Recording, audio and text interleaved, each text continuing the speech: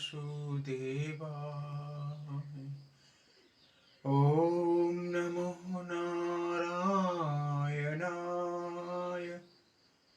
प्राचीन समय की बात है, किसी राज्य में एक राजा राज्य किया करता था। वह बड़ा ही प्रतापी तथा दानी था। उसके राज्य से कोई भी याचक खाली हाथ नहीं लौटता था। वह सभी गरीबों और ब्राह्मणों की सेवा किया करता था, परंतु यह सब बातें उसकी रानी को अच्छी नहीं लगती थी। वह किसी को भी एक पैसा दान में नहीं देती थी और अपने पति से भी किसी को एक भी पैसा दान में देने से मना किया करती थी। एक दिन राजा शिकार खेलने के लिए वन को चले गए। घर में केवल रानी और दासियां थी। उसी समय देव गुरु बृहस्पति साधु का रूप धारण कर रानी के पास भिक्षा मांगने आए। तब रानी ने उनसे कहा, हे साधु महाराज, मैं इस दान और पुण्य से तंग आ गई हूँ। आप मुझे कोई एक ऐसा उपाय बताइए जिससे कि मेरा यह सारा धन संपत्ति सब नष्ट हो जाए और मैं आराम से रह सकूं। तब साधु रूपी देव गुरु बृहस्पति ने रानी से कहा कि हे रानी, तुम तो बड़ी ही विचित्र हो। धन और संतान से कभी कोई दुखी नहीं हुआ करता। पापी मनुष्य भी धन और पुत्र की कामना करते हैं। यदि तुम्हारे पास अधिक धन है तो तुम भूखे मनुष्यों को भोजन कराओ, प्याऊ लगवाओ, ब्राह्मणों को दान दो, कुंवारी कन्याओं का विवाह करवाओ, धर्मशालाएं बनवाओ, पाठशालाएं बनाओ। परंतु रानी को ये सब बातें अच्छी नहीं लगी।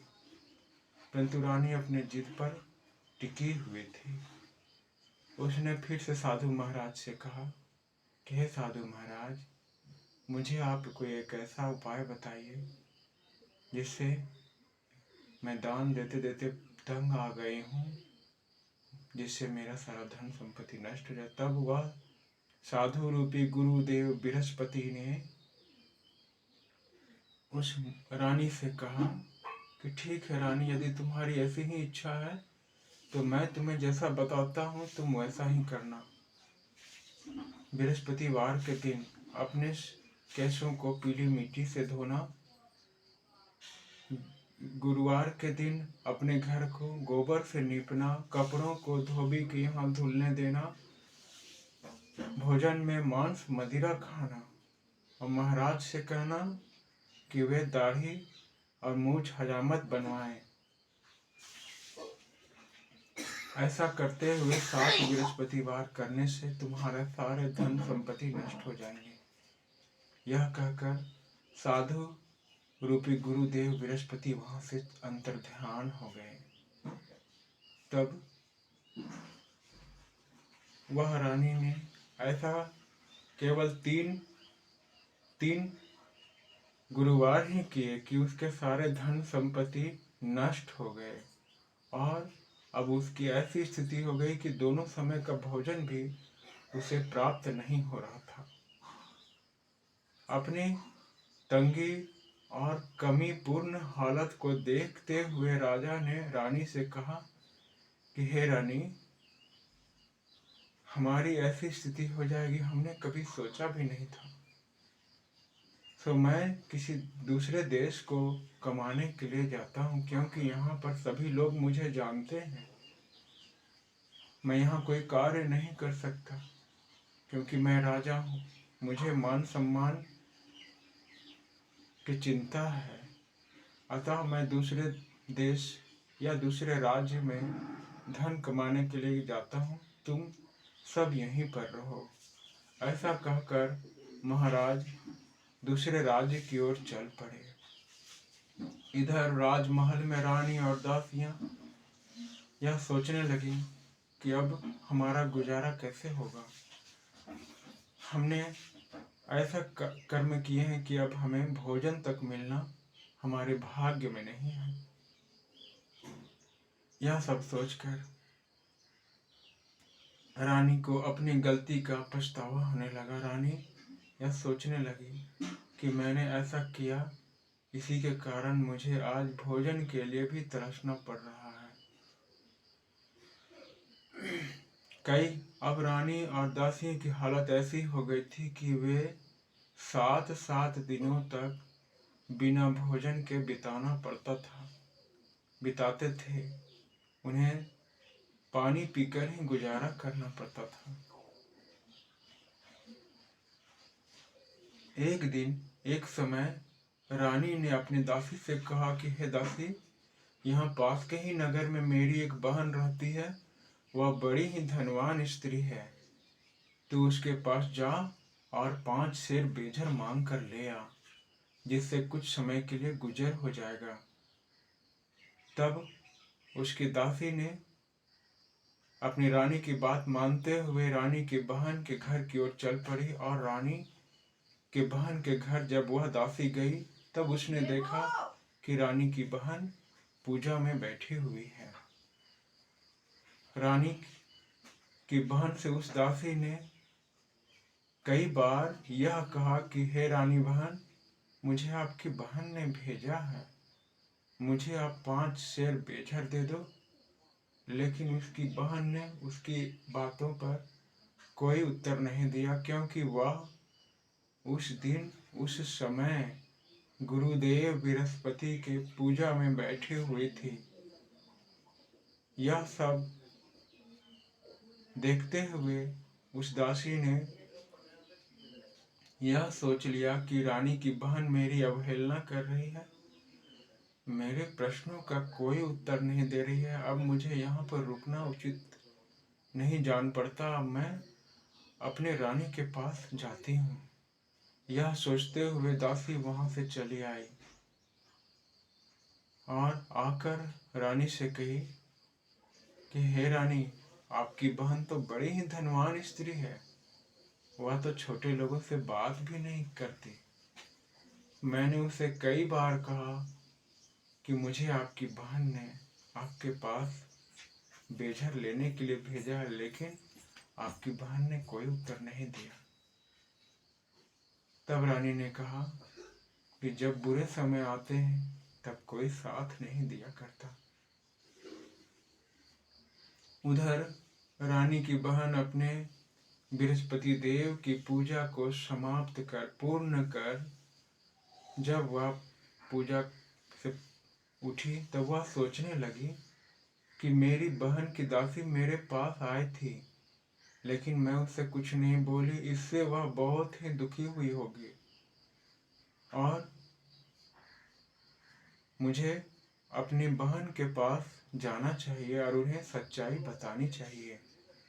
और यह सोचते हुए वह रानी की बहन अपने बहन रानी और दासी के पास आ पहुंची और अपनी बहन से कहने लगी कि हे बहन, तुम्हारी दासी मेरे घर आई थी। मैं उससे कुछ नहीं बोल सकी, क्योंकि मैं उस समय गुरुदेव बृहस्पति की पूजा में लीन थी। और जब तक गुरुदेव बृहस्पति की पूजा हम सब करते हैं तो ना हम सब उठते हैं और ना ही किसी से कुछ बोलते हैं। इसीलिए मैं तुम्हारी दासी से कुछ नहीं बोली। कहो दासी, तुम क्यों हमारे घर आई थी? तब रानी ने कहा कि बहन देखो, हमारी स्थिति तुमसे छुपी हुई नहीं है। हमारा समय अभी बहुत ही दयनीय चल रहा है। हमारे घर खाने को कोई अनाज नहीं था, इसीलिए हमने अपनी दासी को तुम्हारे पास 5 सेर बेझर लाने के लिए भेजा था। तब रानी की बहन ने कहा कि हे दासी, तुम शायद अपने रसोई घर में जाकर देखो, शायद किसी बर्तन में तुम्हें बेझर मिल जाए। तब दासी ने रानी की बहन की बात को मानते हुए रसोई घर में जाकर देखा, उसे एक बड़ा घड़ा बेझर से भरा मिल गया। उसे बड़ी हैरानी हुई। क्योंकि उसने एक एक बर्तन को देख लिया था, आज उसे एक घड़ा में बेझर भरा मिल गया।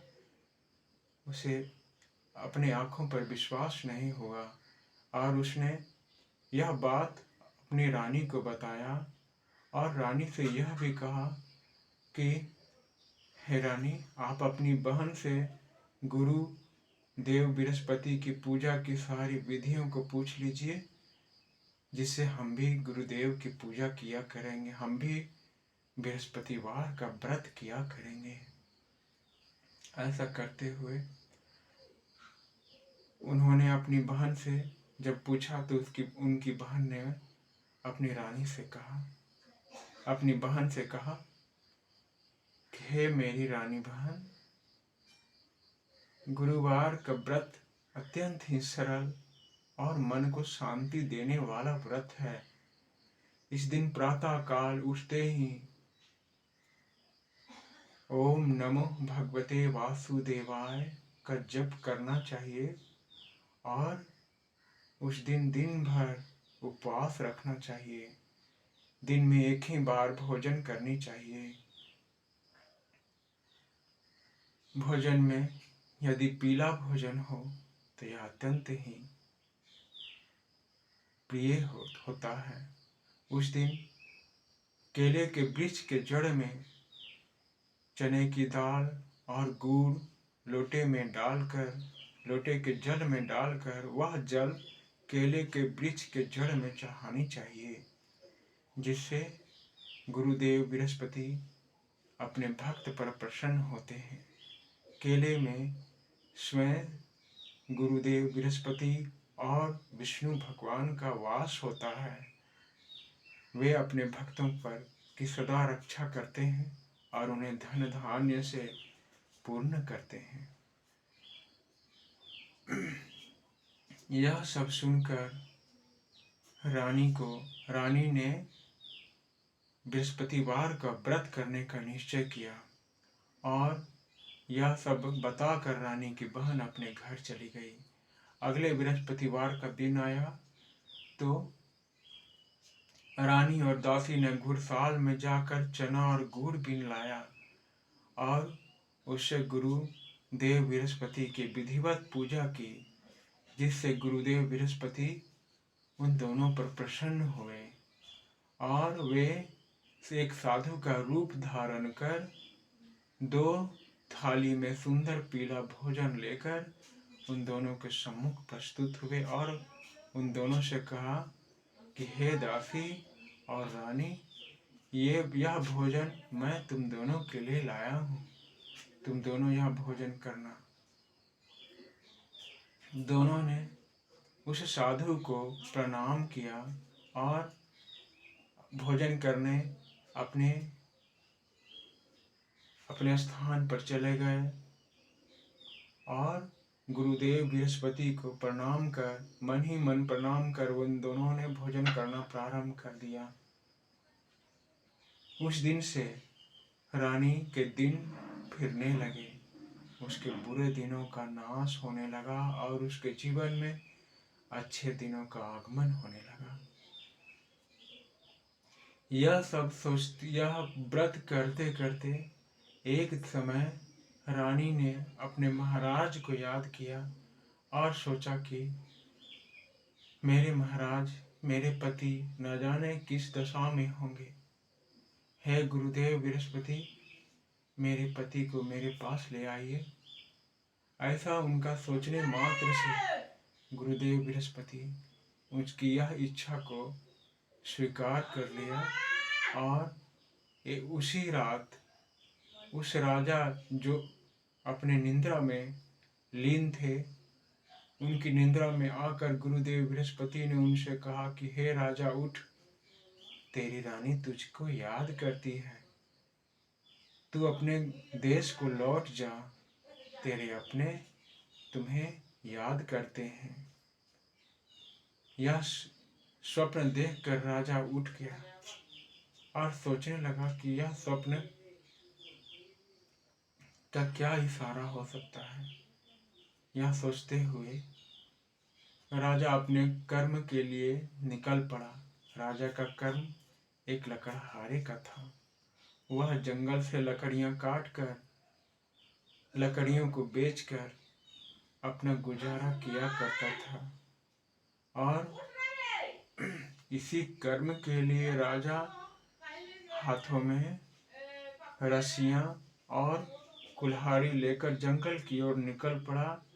और जंगल की ओर जाते जाते वे सोचने लगे कि मेरी रानी की एक गलती की वजह से मुझे कितने दुख भोगने पड़े। मुझे जंगल में आकर लकड़ियां काट कर उन्हें बेचकर गुजारा करना पड़ा। यह सब रानी की एक गलती के कारण हुआ है। रानी को ऐसा नहीं करना चाहिए था। यह सब सोचते हुए वह जंगल के एक वृक्ष के नीचे एक चट्टान पर बैठकर चिंता में लीन हो गए। उसकी यह चिंता को देखते हुए गुरुदेव बृहस्पति एक साधु का रूप धारण कर उसके पास आए और कहा कि हे लकड़हारे, तुम इस घनघोर जंगल में किस चिंता में बैठे हो, तुम मुझे बताओ। तब वह लकड़हारा रूपी महाराज ने अपनी सारी आप बीती उस साधु को बताया और यह कहा, हे प्रभु, आप तो अंतर्यामी हैं, आप तो सब कुछ जानने वाले हैं। मेरी रानी की एक गलती के कारण हमारे निर्धनता के दिन आ गए और हमें कितने दुख उठाने पड़े। तब साधु रूपी बृहस्पति देव ने उनसे कहा कि हे राजन, हे लकड़हारे, अब तुम किसी बात की चिंता ना करो। तुम्हारी रानी ने गुरुदेव बृहस्पति का व्रत करना प्रारंभ कर दिया है। अब तुम भी गुरुदेव बृहस्पति का व्रत करना प्रारंभ कर दो। तब वह लकड़हारा गुरुदेव बृहस्पति से कहा कि हे प्रभु, मुझे तो यह व्रत के विषय में कोई भी जानकारी नहीं है। मैं यह व्रत कैसे करूं, और मेरे पास इतना धन भी नहीं है।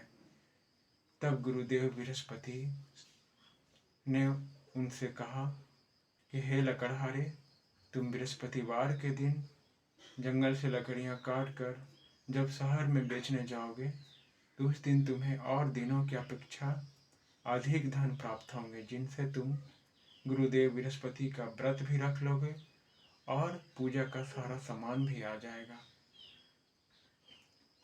और ऐसा कहते हुए गुरुदेव बृहस्पति, जो साधु के रूप में थे, उन्होंने उस लकड़हारे को एक कथा कहने प्रारंभ कर दिया। यह कथा इस प्रकार है। किसी नगर में एक ब्राह्मण रहा करता था। वह ब्राह्मण बहुत ही भक्ति भाव में लीन रहा करता था, परंतु उसकी पत्नी बहुत ही मलिनता के साथ रहती थी। वह किसी भी देवी देवता की पूजा नहीं करती थी। वह प्रातः काल उठते ही सर्वप्रथम भोजन किया करती थी, बाद में कोई अन्य कार्य किया करती थी। वह ब्राह्मण अपनी पत्नी को बहुत समझाता, परंतु उसकी पत्नी कभी नहीं मानती। उसकी पत्नी उसके मन में जो आता था बस वही करती थी। यह सब देखते हुए वह ब्राह्मण बहुत ही दुखी रहा करता था। और कुछ ही दिनों के बाद उस ब्राह्मण के घर में एक पुत्री का आगमन हुआ। वह पुत्री अपने पिता के ही समान पूजा पाठ में बहुत ही मन लगाया करती थी। वह प्रतिदिन प्रातः काल उठते ही ओम नमो भगवते वासुदेवाय का जप किया करती थी और गुरुदेव बृहस्पति का व्रत भी रखा करती थी, जिनसे गुरुदेव बृहस्पति की कृपा उस कन्या पर होने लगी। वह कन्या जब भी विद्यालय जाती तो अपने मुट्ठी में कुछ जौ लेकर जाया करती थी और विद्यालय जाने के मार्ग में जौ को डालते हुए जाती थी। गुरुदेव बृहस्पति की कृपा से वही जौ स्वर्ण के हो जाया करते थे। जब वह बालिका वहां से वापस आती थी तो वही जौ को वह बीन कर घर लाया करती थी और अपने घर में उन स्वर्ण के जौ को सूप में फटका करती थी। एक दिन उसकी माँ ने उसे यह करते हुए देखा तो उसकी माँ ने कहा कि अरे पुत्री, इस स्वर्ण के जौ को फटकने के लिए एक स्वर्ण का सूप भी होना चाहिए। यह बात उस बालिका के मन में गड़ गई। वह बालिका अगले दिन गुरुवार का दिन था। उसने गुरुदेव बृहस्पति से कहा, हे प्रभु, यदि मैंने आपकी सच्चे मन से पूजा की हो तो मुझे एक सोने का सूप दे दो। इसकी यह बात को गुरुदेव बृहस्पति ने स्वीकार कर लिया और अगले दिन जब वह बालिका विद्यालय से पढ़कर वापस लौट रही थी तो उसे एक सोने का सूप पड़ा हुआ मिल गया, जिसे वह देखकर बड़ी प्रसन्न हुई और उस सोने के सूप को अपने घर ले आई। अब वह सोने के जौ को सोने के सूप में ही फटका किया करती थी। यह सब गुरुदेव बृहस्पति की कृपा से पूर्ण हो रहे थे और उनकी कृपा से उस बालिका का राजयोग लिखा हुआ था। इसी कारण उस नगर से एक दिन वहां का राजकुमार होकर गुजरा। उसने बालिका को, उस कन्या को सोने के सूप में जौ को साफ करते हुए देखा। वह राजकुमार उस कन्या के रूप और सोने के सूप में जौ को साफ करते हुए देखकर वह उस कन्या पर मोहित हो गया और राजमहल आकर अन्न जल त्याग कर वह यूं ही लेट गया। यह सब बातें जब वहां के महाराज उनके पिता को मालूम हुई तो उनके पिता अपने राजकुमार के पास, अपने पुत्र के पास आए और कहा, हे बेटे, तुम्हें किस बात की चिंता है? क्या किसी ने तुम्हारा अपमान किया है? तब राजकुमार ने कहा, हे पिताश्री, मेरा किसी ने अपमान नहीं किया, न ही मुझे कोई और दुख है। मैं तो बस उस कन्या से विवाह करना चाहता हूँ जो सोने के सूप में जौ को साफ कर रही थी। तब राजा ने कहा कि इस प्रकार की कन्या का पता तुम ही लगाओ, मैं उससे तुम्हारा विवाह अवश्य ही करवा दूंगा। ऐसा कहते हुए महाराज ने अपने मंत्री को राजकुमार के साथ उस कन्या का पता लगाने के लिए भेजा। राजकुमार के द्वारा बताए गए स्थान पर मंत्री गए और उस ब्राह्मण से राजकुमार के साथ उनकी कन्या का विवाह करने का प्रस्ताव रखा और कुछ ही दिनों के बाद उस कन्या का विवाह उस राजकुमार के साथ संपन्न हो गया। यह सब गुरुदेव बृहस्पति की कृपा से पूर्ण हुआ और वह कन्या जैसे ही अपने ससुराल राजमहल की ओर चल पड़ी, वैसे ही धीरे धीरे उस ब्राह्मण की दयनीय स्थिति फिर से शुरू होने लगी। वह धीरे धीरे फिर से दयनीय स्थिति उत्पन्न हो गई और वह फिर से गरीब होने लगा। कुछ ही दिनों के पश्चात वह ब्राह्मण अपनी पुत्री से भेंट करने के लिए राजमहल पहुंचा। राजमहल आने पर उसकी पुत्री ने अपने पिता की खूब सेवा की और ढेर सारा धन देकर अपने पिता को विदा किया।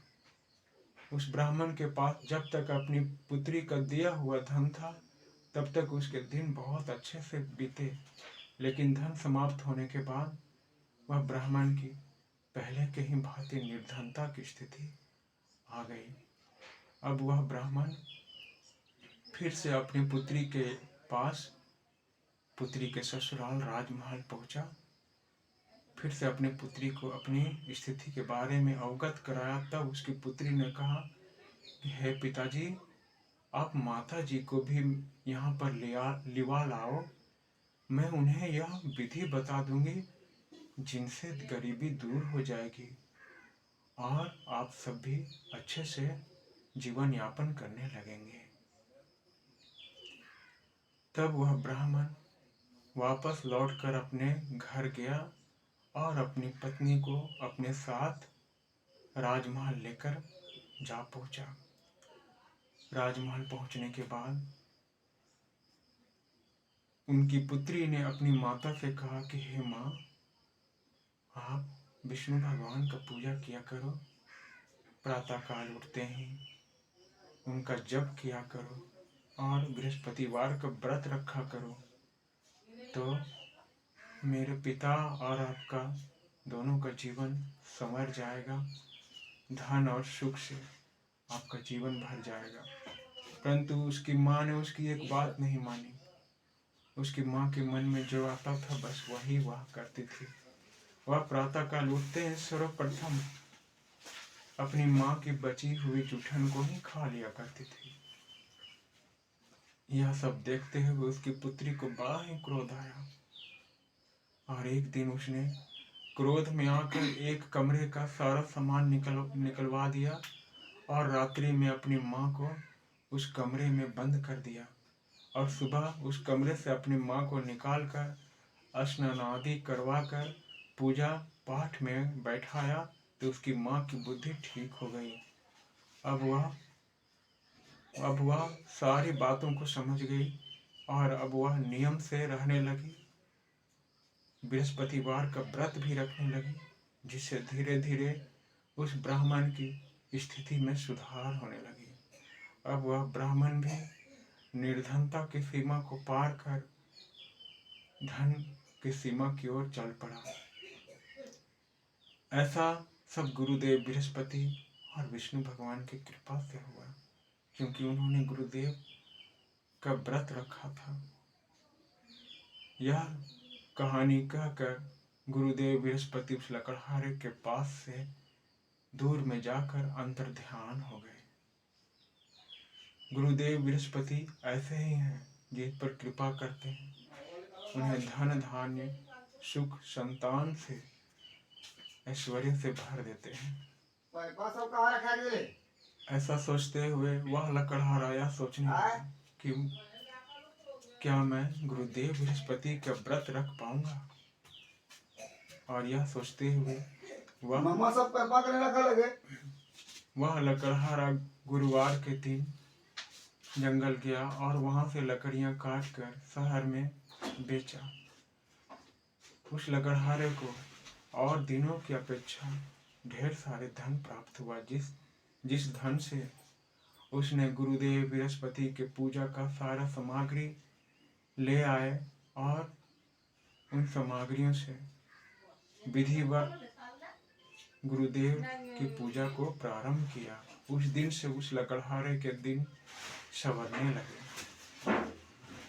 परंतु यह व्रत करते हुए जब अगला बृहस्पतिवार का दिन आया तो वह बृहस्पतिवार का व्रत रखना ही भूल गया। इस व्रत को न करने से गुरुदेव बृहस्पति उस पर क्रोधित हो गए और उस क्रोध का फल उसे इस प्रकार से दिया कि उस राज्य में जहाँ लकड़हारा जंगल से लकड़ियां काट कर शहर में बेचा करता था, उस राज्य का महाराज अपने राज्य में घोषणा करवा दी कि आज के दिन कोई भी व्यक्ति अपने घर में भोजन न बनाए। किसी के घर भोजन बनाने के लिए आग भी नहीं जलाई जाएगी। सभी व्यक्ति मेरे घर में आकर भोजन को पाए, मेरे घर में आकर भोजन खाए, क्योंकि मैंने आप सभी नगरवासियों के लिए एक भोज का प्रबंध किया है। जो भी इस आज्ञा को नहीं मानेगा उसे फांसी की सजा दी जाएगी। और वह लकड़हारा यह सब बातों को न जानते हुए वह देर से उस महाराज के घर राजमहल में पहुंचा। यह सब गुरुदेव बृहस्पति के क्रोधित होने के कारण ही हो रहा था। वह लकड़हारा जब राजमहल पहुंचा तो राजा ने उसे अपने साथ राजमहल में ले आए और अपने साथ भोजन कराने के लिए उसे बैठाए। भोजन करते हुए रानी ने उस खूंटी पर अपने हार को देखा, जिस खूंटी पर उसका हार टंगा हुआ रहता था, लेकिन उस दिन उस खूंटी पर उसका हार टंगा हुआ नहीं था, जिससे रानी को पूर्ण निश्चय हो गया कि मेरे हार को इसी लकड़हारे ने चुरा लिया है। अब वह यह सब जानते हुए अपने महाराज को कहकर लकड़हारे को कारागार में डलवा दिया।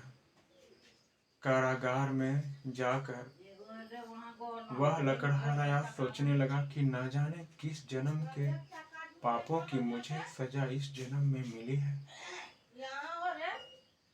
तब यह जैसे ही उस लकड़हारे के मन में ग्लानि आई, तैसे ही गुरुदेव बृहस्पति साधु का रूप धारण कर उस लकड़हारे से मिलने कारागार में आ पहुंचे। और उस लकड़हारे को देखते हुए गुरुदेव बृहस्पति ने कहा, अरे मूर्ख, तूने एक बार गुरुदेव बृहस्पतिवार का व्रत रखा और दूसरी बार गुरुदेव का बृहस्पतिवार का व्रत रखना ही भूल गए। यह तुमने घोर पाप किया है, यह तुमने अच्छा नहीं किया। तब वह लकड़हारा उसी साधु से खूब क्षमा मांगने लगा और कहने लगा कि हे महाराज, आप मुझे क्षमा कर दीजिए। मुझे कोई ऐसी विधि, कोई एक ऐसा उपाय बताइए जिससे गुरुदेव बृहस्पति मुझ पर फिर से प्रसन्न हो जाए और आप ही अब मुझे तार सकते हैं। सब कुछ आपके ही हाथों में। तब गुरुदेव बृहस्पति को उस लकड़हारे पर दया आ गई और उन्होंने उस लकड़हारे से कहा, ठीक है, अगले गुरुवार के दिन तुम्हें इस कारागार के दरवाजे पर 4 पैसे पड़े मिलेंगे। उन 4 पैसे से तुम किसी के भी द्वारा गुरु बृहस्पतिवार के व्रत की सारी सामग्रियों को मंगवाकर उनका व्रत रखना और उनके प्रसाद को बांटना और प्रसाद स्वयं भी ग्रहण करना, परंतु कभी भी बृहस्पतिवार के व्रत को करना मत भूलना। यह कहते हुए वह साधु उस कारागार से अंतर्ध्यान हो गए। अब उस लकड़हारे को अच्छे से समझ में आ गई थी कि मेरी किस गलती के कारण मुझे यह सजा मिली है। और जैसे ही अगला गुरुवार का दिन आया, उस लकड़हारे ने कारागार के दरवाजे पे जाकर देखा, उससे सचमुच 4 पैसे पड़े मिले थे। उसने वहां के लोगों के द्वारा बृहस्पतिवार के व्रत की सामग्रियां मंगवाकर विधिवत इसका व्रत किया और वह प्रसाद सभी को बांटा और स्वयं भी ग्रहण किया, जिसके कारण उसके दिन अच्छे होने लगे। और उसी रात्रि में उस नगर के राजा को गुरुदेव बृहस्पति स्वप्न में आकर कहा कि हे राजा, तूने जिस व्यक्ति को अपने कारागार में बंद किया है वह कोई लकड़हारा नहीं, वह एक राजा है और तुम्हारी रानी का हार उस खूंटी पर ही टंगा हुआ है। इसीलिए तुम उस लकड़हारे को सम्मान पूर्वक उसे अपने घर जाने दो, उसे छोड़ देना, नहीं तो मैं तेरे सारे राज्य को नष्ट कर दूंगा। यह स्वप्न देखकर वह उस राज्य का राजा हड़बड़ा कर उठा और प्रातः काल होते ही उसने उस लकड़हारे को कारागार से बाहर निकालकर सम्मान पूर्वक राजा के सम्मान वस्त्र पहनाकर धन और भोजन करवाकर उसे क्षमा मांगकर उसे अपने राज्य की ओर जाने दिया। और अपने घर में उस खूंटी पर जाकर देखा तो सचमुच वहाँ पर उसकी रानी का हार वहीं पे टंगा हुआ था। यह सब देखकर उसे गुरुदेव बृहस्पति की शक्ति पर पूर्ण भरोसा हो गया और वह महाराज जो लकड़हारे के रूप में था वह भी अपने नगर की ओर चल पड़ा। नगर की ओर जाते हुए उसने अपने नगर में ढेर सारी धर्मशालाएं, कुआं, तालाब, बावड़ी, बागीचे को देखकर वहां के नगरवासियों से पूछा कि यह सब धर्मशालाएं, विद्यालय किसने बनवाया है? तब वहां के नगरवासियों ने कहा कि यह सब इस नगर की रानी ने बनवाया है।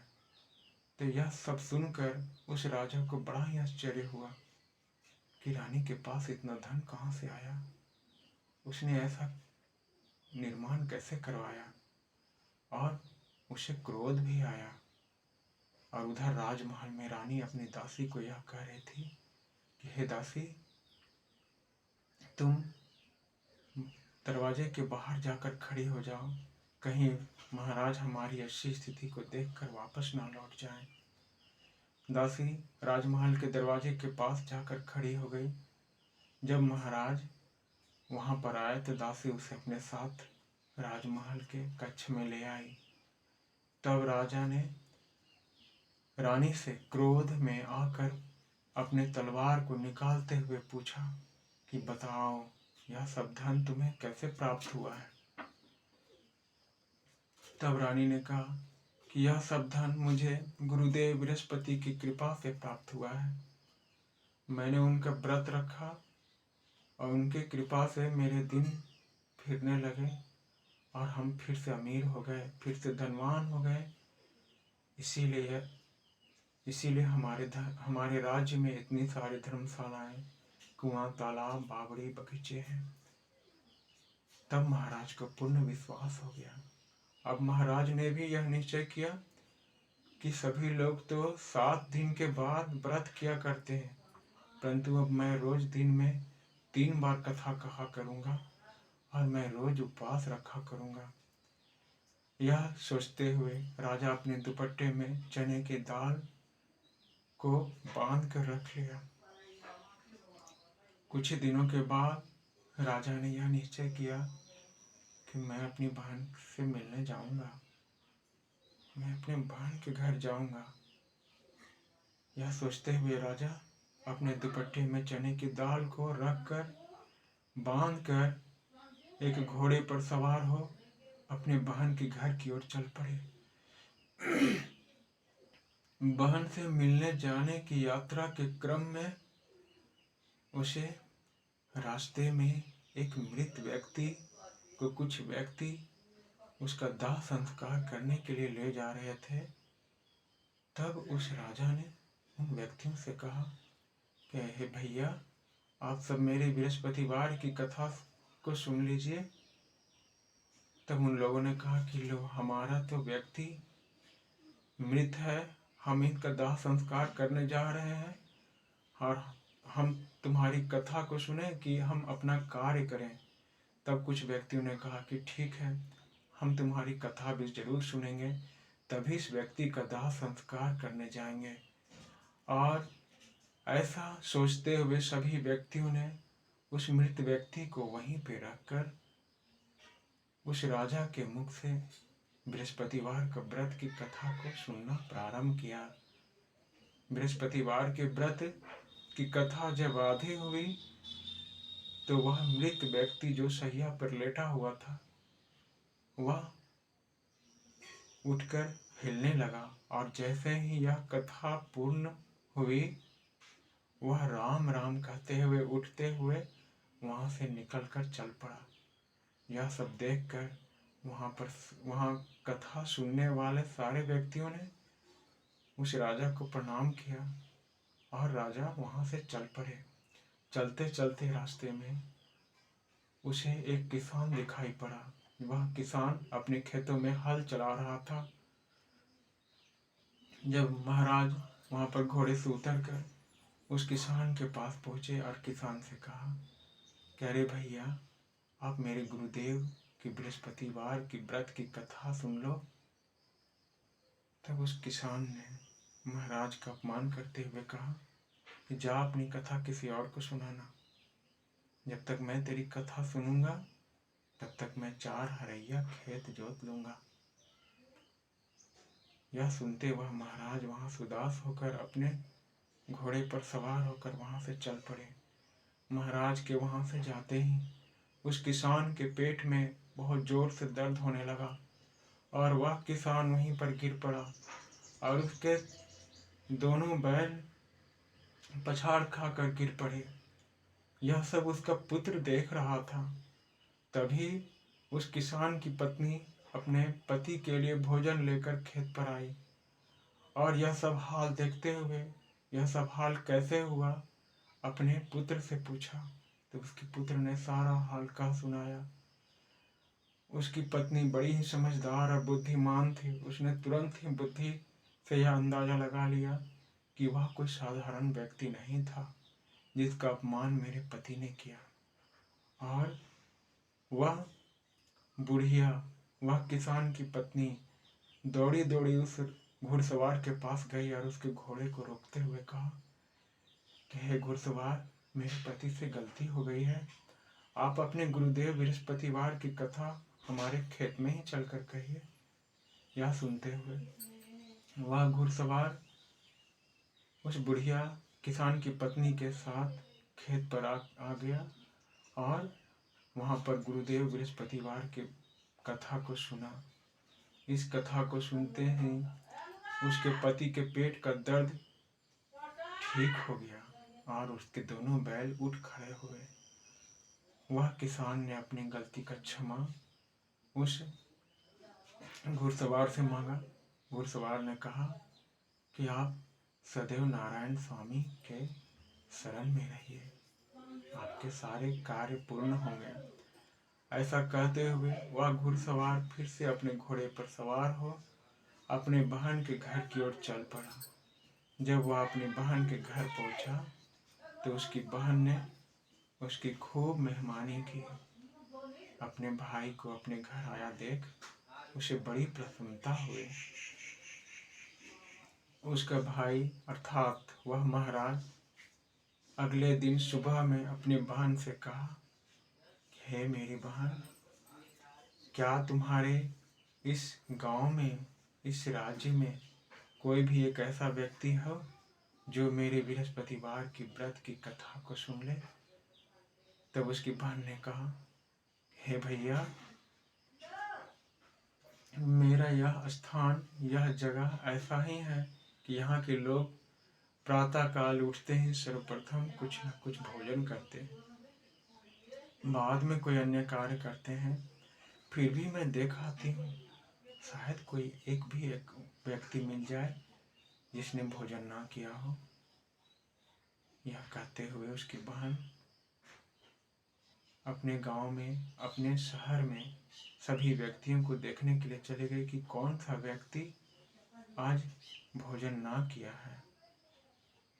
बहुत ढूंढने के बाद उसे एक नाई का घर मिला।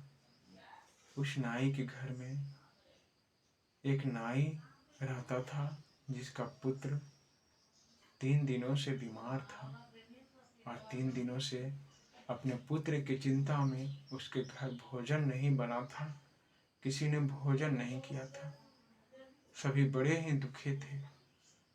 तब उसकी बहन ने जब उस नाई से कहा कि क्या आप सब गुरुदेव बृहस्पतिवार के व्रत की कथा को सुने हैं? तब उस नाई ने कहा, हाँ, हम क्यों नहीं सुनेंगे।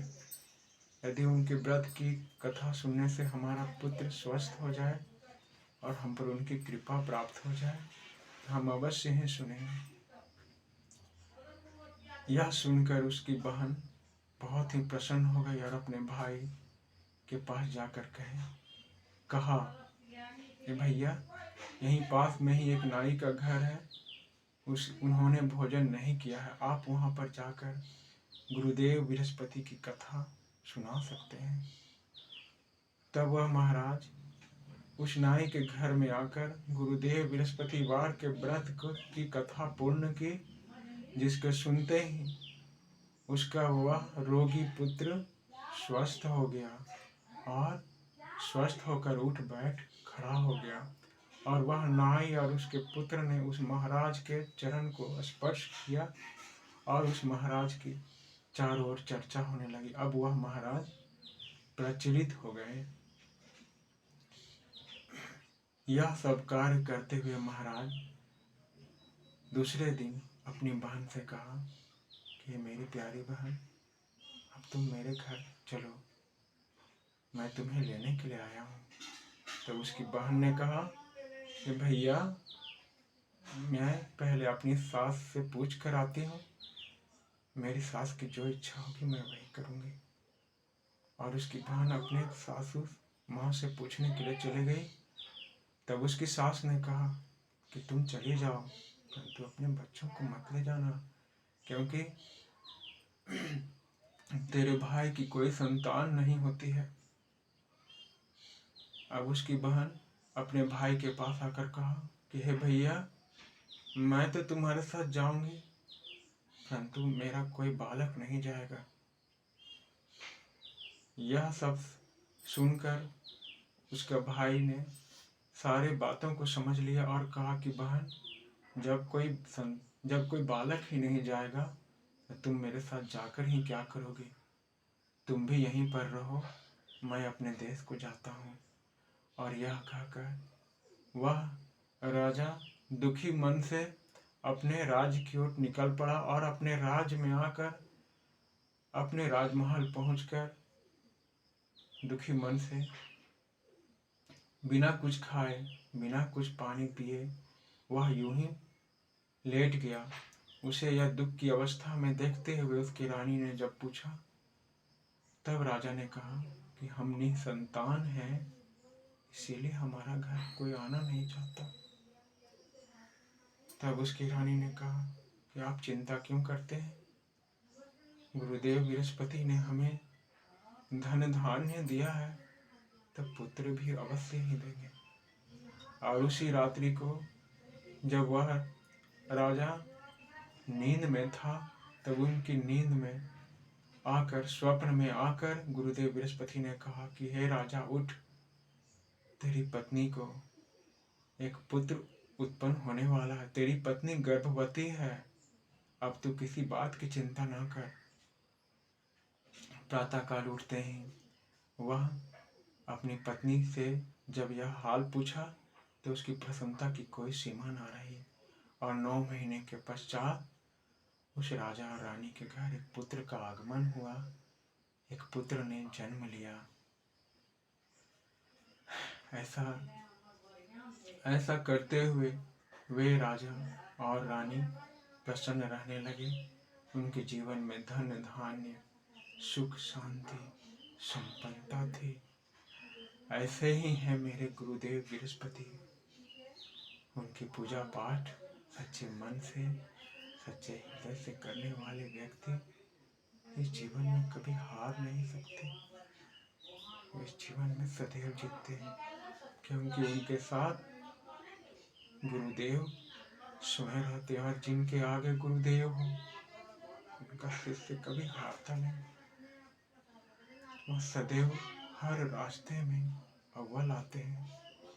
जीवन में सुख शांति समृद्धि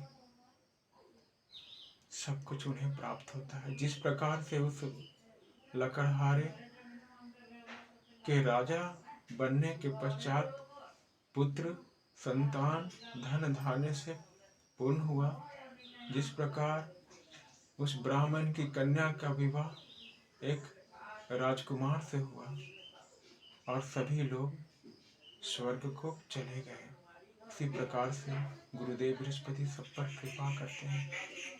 सच्चे मन से हमें उनकी पूजा को करनी चाहिए और उनका मनन करते हुए जय जयकार लगाना चाहिए।